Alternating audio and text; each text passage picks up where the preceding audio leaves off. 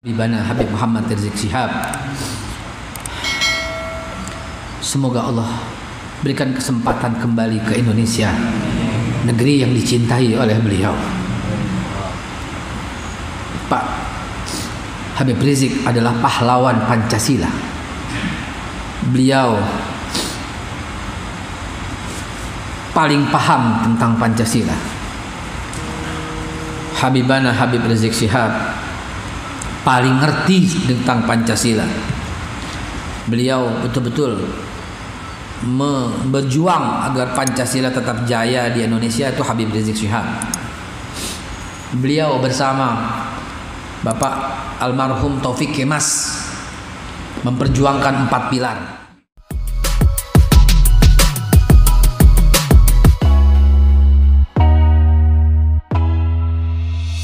Hadirin, tibalah kita pembahasan. Kalau saya buka catatan, kita masuk perang salib. Perang salib. Dan ada pengantar untuk perang salib. Karena itu saya berharap sekali jangan entar datang entar enggak gitu. Entar datang entar enggak, entar datang entar enggak. Kayak ingus kan, entar masuk entar enggak, masuk enggak. Entar datang, entar enggak, entar datang, entar enggak. Datang, kalau enggak datang cari YouTube-nya. Cari apa namanya nih? Channel Ittihad apa namanya? Facebook. Di Facebook ya? Al Ittihad. Cari Al Ittihad Facebooknya. Jadi nyambung. Ya jadi nyambung. Kalau nyambung susah untuk di framing. Saat ini saya di framing terus sama orang-orang jahat. Di framing maksudnya dikasih gambaran. Dikasih gambaran orangnya jahat, intoleran, anti kebinekaan, ya, menyakiti hati minoritas. Sampai saya tantangin di Twitter, ada orang yang berkata, setelah saya mengungkapkan satu hadis Nabi yang dimana Rasulullah bersabda, siapa yang mengganggu zimmi, yaitu orang kafir yang hidup bersama orang Islam, itu Nabi ancam saya akan jadi musuhnya di hari kiamat. Saya tulis begitu doang di Twitter, ngatain saya begini, udah sadar lo kadrun, gituin. Lah emang saya dari dulu begini. Kata-kata Anda sering sekali menyakiti orang Kristen. Saya tantang dia, saya katakan saya akan kasih Anda 1 miliar rupiah cash tunai sekarang kalau Anda menemukan kata-kata saya menghina Cina, menghina Kristen, menghina Hindu, Buddha, Protestan, Konghucu, menghina Batak, menghina Karo, menghina apapun silahkan. Kalau ada menghina etnis tertentu atau menghina agama tertentu, saya bayar Anda 1 miliar sekarang. Asal jangan dimanipulasi, jangan dipotong. Nggak berani sampai sekarang, tantangan saya nggak ada yang pernah penuhi karena memang nggak pernah. Tapi sedemikian rupa, begitu jahatnya framing itu. Apalagi sekarang, kok Ustadz ngebahas pas banget perang salib, pas kondisi di bawah lagi panas-panasnya. Lah emang udah waktunya bagaimana? Kalau ngepas mas, ya emang udah waktunya ngepas begitu kan ya.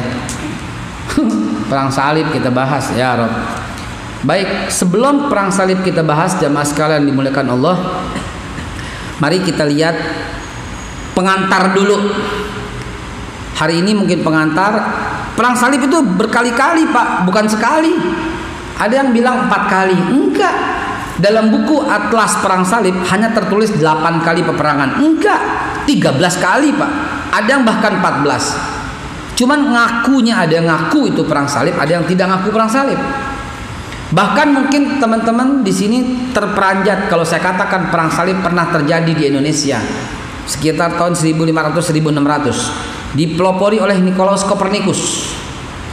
Ya. Di mana kejadiannya? Di Palembang. Ada juga di Jepara. Kenapa? Karena itu membawa amanat atas hasil daripada perjanjian sebelumnya yang dikeluarkan di Roma. Ya. Ya Rob, astaghfirullahaladzim, Allahumma sholli ala Muhammad. Nanti kita bahas pelan-pelan. Kita akan bahas setiap Selasa sampai dengan selesai tentunya. Ntar nyambung setelah perang salib yang terakhir yang terjadi di Palembang dan di Jepara, baru masuk pergerakan Islam di Indonesia. Begitu. Baru masuk pergerakan Islam di Indonesia. Baru masuk Wali Songo. Baru masuk kerajaan-kerajaan ya, sisa-sisa sampai terus insya Allah. Oh iya, kabar baik setelah Covid. Kabar baik pasca Covid. Selama Covid kan lockdown di rumah, nggak kemana-mana. Karena nggak kemana-mana, buku aneh jadi. Jadi lagi disunting di penerbit, lagi diedit, lagi ditambah kurang dan sebagainya, cuman cover dan sebagainya. Ntar kalau udah jadi, insya Allah untuk jamaah diprioritaskan untuk jamaah sejarah. Hari Selasa kita jamaah sejarah namanya, santri-santri tarikh diprioritaskan. Ya, udah sampai halaman ke 700. Jadi kalau sebenarnya mau bikin 7 jilid, satu buku 100 lembar, jadi udah. Tapi biar jadi satu aja, 7 jilid. Saya menulis pergerakan Islam dari Nabi Ibrahim sampai 212. Biar jadi buku fenomenal. Apa hubungannya? Lihat aja ntar, baca aja ntar, gitu ya. Seorang yang saya sampaikan di Masjid Raya Pondok Indah kalau saya tidak salah, ya, karena ada kajian sejarah juga. Oh, di Masjid MRBJ juga, Masjid Raya Bintaro Jaya MRBJ. Saya ungkapkan itu, ya, tiba-tiba seorang yang tampangnya gagah, masih aktif kelihatannya, menghampiri saya dan berkata, Ustadz ini kalau ini terbit kayaknya umur Ustadz nggak panjang gitu katanya. Anda bilang sebodoh, gitu. Sebodoh. Memang umur ditentukan nama kalian apa? Ya, sama Allah Subhanahu wa Ta'ala. Saya tulis pergerakan Islam sejak Nabi Ibrahim sampai 212. Ada hubungannya nggak? Ada. Ntar aja baca sendiri, ya. Hadirin dimuliakan Allah, sebagai pengantar untuk masuk ke 13 kali peperangan salib. Nanti kita bahas sekarang hari ini pengantarnya. Kalau kemarin pembukaan pengajian santri-santri tarikh. Bismillahirrahmanirrahim. Kita bahas pertama kali perang Uhud. Yang kedua kita bahas perang Khandaq. Yang ketiga kita bahas perang Khaybar. 3 perang peperangan ini. Uhud itu 624. Khandaq itu 626. Khaybar itu 629. Apa dan bagaimana peperangan ini? Ada 3 model. Dan itu kita belajar sejarah untuk bukan menerapkan sekarang. Sekarang lu perang sama siapa coba? Nggak ada. Enggak Ustaz, kita perang. Karena ada RUHIP. Nggak boleh begitu saudara. Ini anak saudara sebangsa setanah air, ya. Tapi ini kan peperangan untuk menuntaskan komunisme. Sabar. Nanti kita diskusi pelan-pelan soal itu. Kalau itu menjadi landasan antum sekalian, tafadhol. Ya, kita nggak bahas itu di forum publik seperti ini. Ya, nanti timbul beberapa pengertian yang mencederai persatuan yang selama ini susah payah kita jalin. Setuju? Kita cerita sejarah hari ini. Bismillahirrahmanirrahim. Perang Uhud. Perang Uhud ini terjadi 624. 624 ini tahun ketiga Hijriah setelah Nabi hijrah.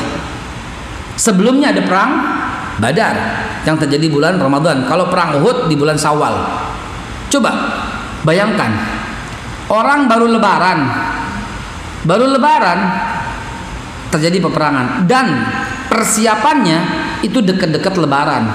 Kita lagi masak ketupat. Rasulullah zaman itu lagi siap-siap perang. Kita lagi mesen kue nastar. Rasulullah dan para sahabat lagi asah pedang. Terus kita ngaku-ngakunya begitu, dekat-dekat gitu dengan Rasulullah sallallahu alaihi wasallam. Ini makanya kalau kita belajar sejarah, kita malu dengan Rasulullah sallallahu alaihi wasallam.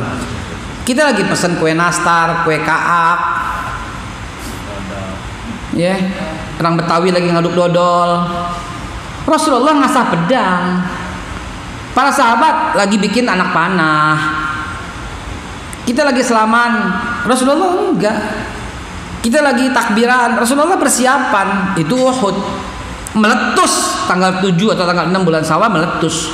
Kita lagi lebaran-lebaranan, puasa 6 belum selesai, Rasulullah dan para sahabat udah bertempur dalam keadaan puasa 6. Kita lagi duduk ber-AC, lagi nonton drama Korea, terus ngakunya begitu, ngakunya dekat-dekat Rasulullah begitu. Ini nikmatnya ngaji sejarah. Kita jadi tahu, ya Allah, bukan cuma baca Quran dan hadis, lengkapi dengan sejarah, lengkapi. Ya, saya sendiri lagi pelajari terus perang salib, sampai saya bawa buku di mobil baca, barusan baca, demi untuk merefresh kembali gitu loh. Karena tahu sendiri kelompok sono salah dikit nih, salah ngomong dibulinya 18 tahun aneh. Maka 18 tahun yang lalu ada rekaman dibully sampai sekarang, coba bayangin aja. Jadi teman-teman sekalian, begitulah yang terjadi. Ya, Uhud ini mereka marah sekali dengan peperangan yang terjadi pada kekalahan yang terjadi perang Badar. Perang Badar setahun sebelumnya kalah besar. Ya, Umayyah terbunuh di sana, Abu Jahal terbunuh di sana, para pemimpin terbunuh di sana, dan sangat memalukan. Ya, yang membunuh Umayyah Bilal bin Rabah. Bilal itu para pakar sejarah menceritakan beliau itu kulitnya hitam, rambutnya keriting, seorang budak dari Ethiopia, dan tingginya di antara semua sahabat paling pendek Bilal. Ya, di antara semua sahabat paling pendek Bilal. Jadi Bilal termasuk kontet gitu. Bukan kontet lah, bahasanya nggak enak orang bahasa Nabi. Tidak, paling pendek di antara para sahabat Nabi Bilal. Itu kalau kata mufassir, kata ahli sejarah. Ya, paling pendek, sehingga apa? Memalukan Umayyah. Waduh. Dan Umayyah ini tuannya Bilal pada waktu itu. Umayyah yang menyiksa Bilal dengan batu. Umayyah yang menggencet tangan Bilal dengan tumbak. Ya, coba. Begitu jumpa di perang Badar, Bilal hanya berkata, Umayyah. Umayyah nengok, "Anta Bilal, saumaziq." Saya robek-robek gitu loh. Bilal jawabnya, "Qul la ilaha illallah." Saumaziq, saya belah kamu, saya robek kamu. Nunjak turun loh, terus mati. Ya. Qaid. Tewas. Mampus. Di situ juga. Nah, matinya Abu Jahal lebih menghinakan lagi. Dua bersaudara Ibnu Arfa, satu umur 9 tahun, satu umur 11 tahun. Coba bayangkan, Abu Jahal, pembesar Quraisy. Ini anak kecil Ibnu Arfa. Dia masuk dalam barisan Rasulullah, ketemu Rasulullah panglima, masya Allah. Sallu ala Nabi Muhammad. Nabi kita Muhammad sallallahu alaihi wasallam itu memimpin pasukan dengan kudanya, dengan gagahnya. Ya. Jadi jangan salah kalau dikatakan Nabi Muhammad sallallahu alaihi wasallam cuman ngajarin zikir doang. Jangan salah. Nabi cuma ngajarin sholat doang, puasa doang. Jangan salah. Memimpin pasukan itu Rasulullah sallallahu alaihi wasallam. Ya, jadi jangan ngaji dengan utuh lah. Jangan Islam rahmatan lil alamin. Iya betul. Islam diinjak rahmatan lil alamin. Ya. Tahu ayatnya cuma satu. Ya begini jadinya. Ya nggak tahu ayat. Ya, infiru khifafan wa siqalan. Wajahidu bi amwalikum wa anfusikum. Dzalikum khairul lakum in kuntum ta'lamun. Itu ayat juga. Infiru khifafan wa siqalan, bertempurlah, turunlah. Khifafan wa siqalan, dalam keadaan sempit maupun lapang, dalam keadaan susah maupun senang, dalam keadaan miskin maupun kaya, dalam keadaan lapang maupun susah, bertempur. Itu perintah. Jadi bukan hanya rahmatan lil alamin, bukan kepada orang yang ngelunjak, bukan rahmatan lil alamin. Walaupun dakwah bil hikmah wal mau'izatil hasanah didahulukan, musyawarah untuk mufakat, diskusi didahulukan. Kalau enggak juga bukan mundur. Karena ja'al haq wa zaqal batil, telah datang kebenaran yang batil hilang, penuh syaratnya, batilnya akan takut kalau haknya berani. Batilnya akan hilang kalau haknya tampil. Jadi haknya tampil, baru batil hilang. Haknya maju, baru batilnya mundur. Haknya berani, baru batilnya takut. Kalau enggak, terjadi kebalikannya. Kalau hak diem, batil yang bersuara. Nah kayak gini sekarang, gitu loh. Haknya takut, batil berani. Haknya malas, batil yang rajin. Haknya diem, batil yang bersuara. Haknya nggak bersatu, batil yang kompak, saudara. Maka umat Islam perlu bersatu. Umat Islam bersatu, ormas Islam bersatu, pesantren Islam, majelis taklim, tokoh Islam kompak, baru batilnya pecah belah. Karena umat Islam pecah belah, batil bersatu, Pak. Fahimtum? Ini dia masalahnya. Ja'al haq wa zaqal batil innal batila kana zahuqa. Itu kupasan kita tuh, tafsiran kita tuh kayak begitu, dengan tafsir kontemporer tentunya. Jamaah sekalian yang dimuliakan Allah. Apalagi tadi? Oh ya, jadi itulah yang terjadi pada perang Badar. Akhirnya mereka marah.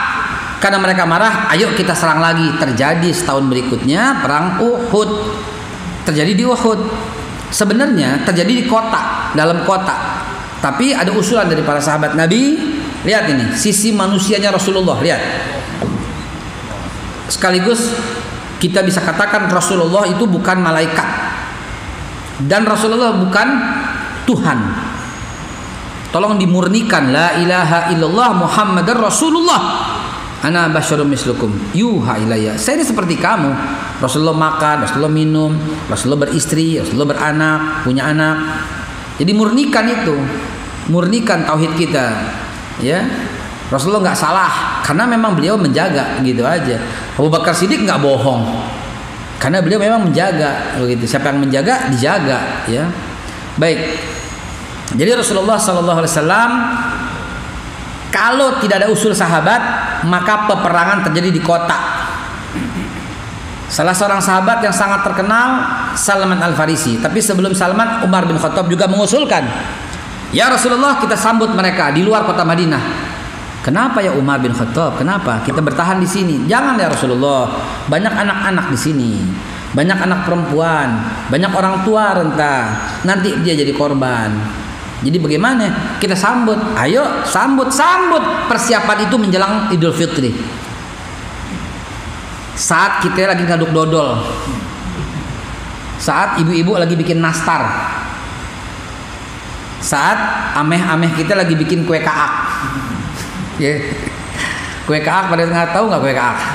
Tahu ya? Yeah. Kue kaak, ya. Kue kaaknya kampung Melayu paling ajib. Wah, Masya Allah ya. Kalau kampung Melayu bikin biji ketapang, aduh asik biji ketapang. Ya. Allahumma sholli ala Sayyidina Muhammad.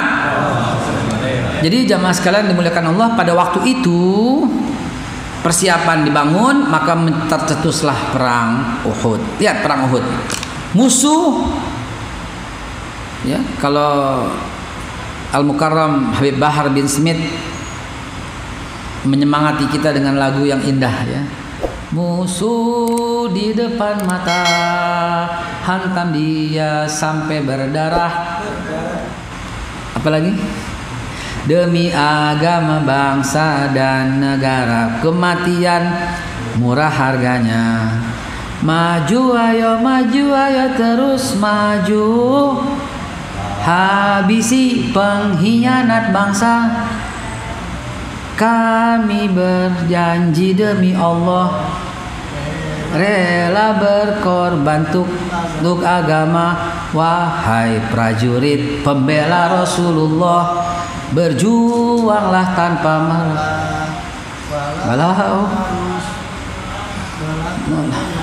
merangkak dengan mata, takkan mundur walau satu langkah. Beliau sedang bersusah payah di Nusa Kambangan. Semoga Allah kuatkan beliau, semoga Allah selamatkan beliau. dari rencana-rencana orang yang jahat kepadanya. Demikian pula Habibana Habib Muhammad Rizik Syihab. Semoga Allah berikan kesempatan kembali ke Indonesia, negeri yang dicintai oleh beliau. Pak Habib Rizik adalah pahlawan Pancasila. Beliau paling paham tentang Pancasila. Habibana Habib Rizik Syihab paling ngerti tentang Pancasila. Beliau betul-betul berjuang agar Pancasila tetap jaya di Indonesia, itu Habib Rizik Syihab. Beliau bersama Bapak almarhum Taufik Kemas memperjuangkan 4 pilar: Pancasila, UUD 45, GBHN, Bhinneka Tunggal Ika, dan saya lupa 4 pilar itu apa? GBHN ya? Ya, itu yang diperjuangkan oleh beliau dan berhasil. Namun penerusnya, pendukungnya membuat perjuangan jadi meleset dengan kembali kepada Pancasila 1 Juni, di mana ketuhanan yang Maha Esa tidak nomor 1. Almarhum Buya Hamka dalam bukunya Islam dan Pancasila menceritakan ketuhanan yang Maha Esa nomor 1 itu mutlak, tidak bisa ditawar-tawar, ibarat angka 10.000, 1 di depan sehingga yang belakang ada artinya. Kalau tidak ada angka 1 di depan, maka tidak ada artinya. Hal ini mensyaratkan bahwa kemanusiaan yang adil dan beradab nomor 2. Nomor 3, biar bagaimanapun tetap persatuan Indonesia. Nomor 4, biar bagaimanapun kerakyatan yang dipimpin oleh hikmah, kebijaksanaan dalam permusyawaratan perwakilan. Nomor 5 adalah keadilan sosial bagi seluruh rakyat Indonesia. Ini kesepakatan para ulama, kesepakatan para nasionalis, kesepakatan seluruh orang yang ikut rapat dalam sidang PPKI yang sebelumnya ada BPUPKI sebagai pengantar untuk sidang tanggal 18 Agustus penetapannya. Kata Buya Hamka seperti angka 10.000. Buat kita sekarang, kita baru paham bahwa kemanusiaan yang adil dan beradab akan berarti kalau berdasarkan ketuhanan yang Maha Esa. Persatuan Indonesia akan berarti kalau berdasarkan ketuhanan yang Maha Esa. Kerakyatan yang dipimpin oleh hikmah kebijaksanaan dalam permusyawaratan perwakilan akan berarti kalau berdasarkan ketuhanan yang Maha Esa. Keadilan sosial bagi seluruh rakyat Indonesia akan berarti kalau berdasarkan ketuhanan yang Maha Esa. Itu sebabnya kalimat ketuhanan yang Maha Esa atau Qul huwallahu ahad atau la ilaha illallah atau kalimat tauhid, kaki jadi kepala, kepala jadi kaki, harus tetap nomor 1 dan tidak bisa dirubah. Ini kesepakatan negara, nggak boleh dirubah-rubah. Itulah sebabnya pasal 29 disimpulkan negara kita ini berdasarkan ketuhanan yang Maha Esa. Pasal 29 Undang-Undang Dasar 45 nggak boleh bergeser, gitu. Ya, negara kita ini berdasarkan ketuhanan yang Maha Esa. Artinya negara berdasarkan kalimat tauhid, gitu. Makanya kalau kalimat tauhid dibakar, bendera dibakar, wajar seluruh umat Islam marah. Kalau ada bendera lain dibakar marah, itu bendera suka-suka loh. Ya. Jadi jemaah sekalian dimuliakan Allah, begitulah kita diajarkan, ya. Laisa minna man mata ila asobiyah. Bukan golonganku, kata Nabi, yang mati karena kesukuan atau karena organisasi. Bukan golonganku, kata Nabi. Wa laisa minna man da'a ila asobiyah. Dan bukan golonganku di hari kiamat, bukan golonganku yang berdakwah sebagai dai atau sebagai pendakwah atau sebagai penyeru yang menyeru kesukuan. Karena itu Islam nggak mengenal kesukuan, golongan, kemenangan, nggak kenal. Kemenangan partai, kemenangan ormas, nggak kenal. Islam itu universal, gitu ya, nggak kenal seperti itu. Mari dudukanlah kepada kalimat tauhid, karena itulah intinya kita. Kalau ada kalimat tauhid, maka kita menyatu Dan versi tauhid versi Kristen dihormati dong. Ya, tauhid versi Hindu, Buddha, Protestan, Konghucu ya dihormati dong, karena semua adalah bagian daripada warga Indonesia. Kita sudah sepakat Negara Kesatuan Republik Indonesia. Kenapa gue nyap-nyap ke situ ya? Belum ngopi nih kelihatannya nih. Insya Allah kalau baca bismillah air putih rasanya kok. Bismillah coba. Alhamdulillah air putih. Emang masak kopi. Baik jamaah sekalian dimuliakan Allah, itulah perang Uhud. Jadi perang Uhud ini jadilah di Bukit Uhud. Dan Nabi bernegosiasi dengan kafir Yahudi. Jadi Rasulullah sebenarnya awalnya itu diserang oleh satu kelompok, yaitu kelompok kafir Quraisy. Di situ di negara Madinah ada Yahudi. Gitu loh. Ada sebagian kecil Nasrani, ada sebagian kecil Majusi. Sebelumnya Nabi telah buat piagam Madinah, dan piagam Madinah itu adalah sebuah kesepakatan bahwa ketika negara dalam bahaya seperti sekarang ini, pada waktu itu, saya ngomong sekarang bukan 2020. Tadi plesetin lagi, tadi framing lagi. Saya ngomong tahun 624 Masehi, ya, tanggal 22 Desember, 22 bulan Desember tahun 624, bertepatan dengan tanggal 7 bulan Syawal tahun 3. Tuh, ya. Saya ngomong Desember 624. Ya. Kalau negara berbahaya seperti sekarang ini, maka Rasulullah Sallallahu Alaihi Wasallam meminta kepada Yahudi dan non Muslim yang tinggal di Madinah, yuk kita damai, kita harus bela negara. Ini ada orang yang mau mengganggu negara kita, begitu. Tapi apa yang terjadi, saudaraku, jamaah sekalian dimuliakan Allah? Yang terjadi pengkhianatan, gitu. Ketika perang berkecamuk, Yahudi pimpinan Abdullah bin Sabah masuk ke pimpinan Khalid bin Walid dan Hindun binti Utbah. Ada 3 di sana. Jadi Nabi berhadapan dengan 3 pasukan. Dari depan sebelah kiri pasukan Hindun. Hindun pakai tumbak, gitu. Pakai tumbak, pasukan kavaleri kuda, gitu loh. Sementara pakai panah, ya. Sementara pasukan Abdullah bin Sabah sebelah kanan yang tadi pasukan Nabi ini begini, dia keluar masuk ke sini jadi 2. Nabi sendiri, Nabi dan muslimin sendiri.